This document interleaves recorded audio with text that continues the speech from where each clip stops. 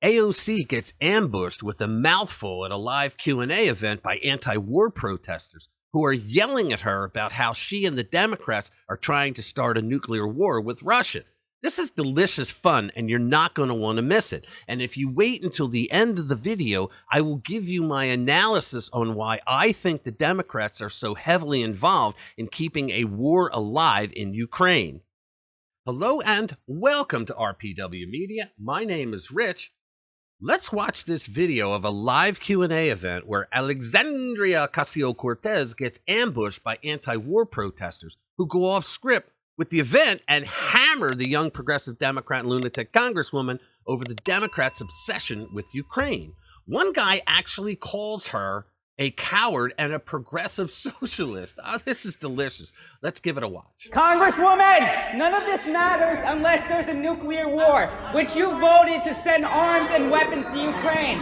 Tulsi Gabbard, she's left the Democratic Party because they're a bunch of war hawks. Okay? You originally voted, you ran as an outsider, yet you've been voting to start this war in Ukraine. Now, he is right, okay? He is correct in that the Democrats did vote to start the war. They talked about how Putin was going to go in. He's going to go in, basically begging Putin to go in. And they have voted for every single escalation since. You're voting to start a thermonuclear war with Russia and China. Why are you playing with the lives of American citizens? You're playing with our lives. There will be no neighbor. Folks, this is exactly what the left has done to conservatives for decades. But we now have people who are calling out Democrats for being the two-faced politicians that they are. These people are pointing out that the Democrats voted for a war in Ukraine, and they voted to escalate the war in Ukraine by sending our tax dollars and military aid over there. Okay? I think it was in the last week or 10 days or so that Vladimir Putin offered an olive branch saying that if the government of Ukraine signs a declaration saying that they will never join NATO, he would pull all troops out. So President Zelensky, he had gone for it, and he created a document, and he alerted the news and got all the fanfare out of the way, and he was going to officially sign that document claiming that they would never join NATO, which they didn't want to in the first place, okay? But then the Biden administration got in. They interfered, okay? The utterly worthless Tony Blinken, our Secretary of State, contacted Zelensky and said, no, now you have to ask for regime change. Now, that's something that Putin's going to say, up yours. I'm never going to leave office for this. And we know that the Biden administration is treating the Ukrainian government as a puppet of the American government by threatening them and saying that they're not going to do this or that or give military aid unless they do what they say. We know this because Joe Biden already did this when he was vice president because he bragged about it. Remember when he told former President Poroshenko that he wasn't going to give them $1 billion in military aid that had already been appropriated by Congress unless he fired a prosecutor who was looking into his son, Hunter Biden, and Burisma Holdings? So Zelensky was ready to sign the document saying that Ukraine was vowing to never join NATO, something that they had no plans to do anyway, and Putin would have ended the war. But Joe Biden interfered to keep the war going. If there's a nuclear bomb, you voted to mobilize and send money to Ukrainian Nazis.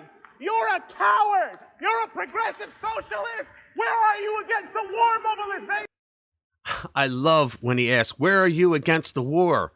He called her a coward and a progressive socialist. This is great. Look, the American people are not stupid. They see this, and now they're asking questions, and the progressive woke moron AOC is getting a mouthful. He's telling the right truth. You have done nothing. Tulsi Gabbard has shown guts where you've shown cowardice. I believed in you, and you became the very thing you sought to fight against. That's what you've become. You are the establishment, and you are the reason why everybody will end up in a nuclear war unless you choose to stand up right now and denounce. Notice that there are a lot of people who are clapping to this guy going off on her. All right. And this guy, he's not reading from talking points. I mean, I think he's a serious guy. I don't think he's a plant. I think he's a serious guy who's concerned. He's an anti-war protester, but I think he's concerned about nuclear war and how the Democrats are just doing everything they can to escalate everything going in. The Democratic Party, will you do that? Yes or no? He just asked her if she'll denounce the Democratic Party. AOC, okay? Now, for AOC part, I think she said something like, "You're being rude." Okay, simple. Are you going to stop nuclear war? Yes or no? There is no line, because this is bullshit. None of this matters if we're all dead. None of it. That's what they keep saying. None of this matters, this garbage that she's talking about. That has nothing to do with this. None of this matters if we're all dead. And, I mean, that's a serious consideration, because as soon as Zelensky came out and did the bidding of the Biden administration and said that Ukraine is perfectly willing to, this is what Zelensky said. He said, Ukraine is perfectly willing to sign a declaration that they will not join NATO with the president of Russia. But thanks to Tony Blinken, he added, but not with this president. And that's when we saw that Putin put bomber planes on alert, the same planes that can carry tactical nukes. Now, these guys in the audience here are not backing down. They continue to say that we could be in a nuclear war at any minute, and the Democrats keep funding the effort. They keep saying that the garbage that she's trying to push, that none of it matters if we're all dead, and they're right. You know that. Then let's take it up right now, because this is the only thing that matters. This is the only thing that matters right now. We could be in a nuclear war at any minute, and you continue to fund it. That's what's going on. Why not? Notice how AOC, for her part, is continually trying to say, no, this is not the time or place to talk about it. And they're saying, yeah, you're damn right it is the time to talk about it. We're talking nuclear war. None of your nonsense that you want to push, none of your progressive woke nonsense matters if we're all dead. They call her a liar and tell her that nobody's held you accountable. That's not right incredible. Now. You're the liar here. Nobody has held you accountable. That's what's happening. And it is time for you to stand up and realize that what you've been saying has been lies. Oh, this guy is calling her a liar, and he's doubling down. I love it. Let your conscience come through for once.